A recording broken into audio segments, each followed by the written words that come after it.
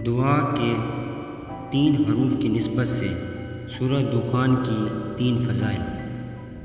سرکار مدینہ صلی اللہ علیہ وآلہ وسلم نے فرمایا، جو کسی رات میں سورہ دخان پڑھے گا تو صبح ہونے تک 70,000 فرشتے اس کے لیے دعائیں مغفرت کرتے رہیں گے۔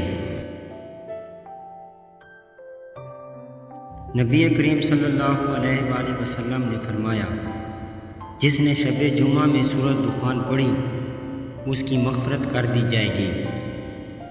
رسول اللہ صلی اللہ علیہ وآلہ وسلم نے فرمایا، جو جمعہ کے دن یا رات میں سورہ دخان پڑھے گا، اللہ پاک جنت میں اس کے لیے ایک گھر بنائے گا۔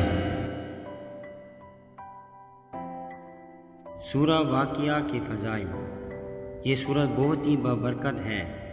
حضرت انس رضی اللہ تعالی عنہ سے روایت ہے کہ رسول اللہ صلی اللہ علیہ وآلہ وسلم نے فرمایا، سورہ واقعہ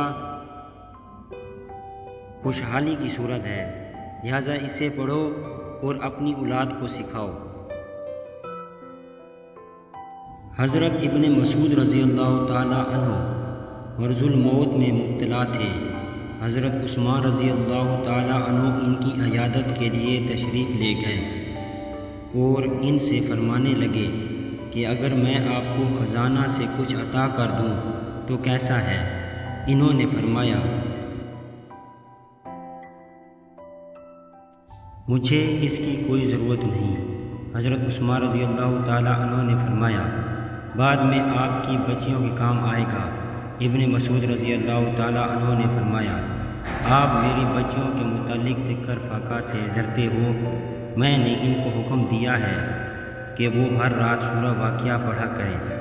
میں نے رسول اللہ صلی اللہ علیہ وآلہ وسلم کو یہ فرماتے ہوئے سنا کہ جو آدمی ہر رات سورہ واقعہ پڑھے گا وہ کبھی فکر و فاقہ میں مبتلا نہیں ہوگا۔